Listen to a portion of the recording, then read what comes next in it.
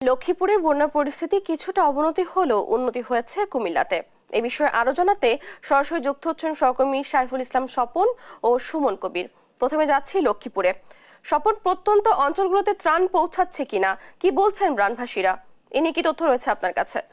জানা, আপনি যেমন বলছিলেন যে আসলে লক্ষ্মীপুরে বন্যা পরিস্থিতি অবনতি হচ্ছে। লক্ষ্মীপুরে গত দিন থেকে বৃষ্টির পানি এবং নোয়াখালী ফেনী থেকে আসা পানিতে লক্ষ্মীপুরে প্রায় 5টি উপজেলায় 8 পানি এই পানি আহ, বেশিরভাগই এলাকা কমর পানি এবং গোলা পানি তে মানুষ পানিবন্দী রয়েছে। লক্ষ্মীপুরে প্রায় 7 থেকে 8টি আশ্রয় কেন্দ্রে প্রায় 5,000 লোক আশ্রয় নিয়েছে এবং গেছে তাদের প্রশাসনের পক্ষ থেকে এবং বিভিন্ন ত্রাণ তহবিল থেকে ত্রাণ দেওয়া হচ্ছে।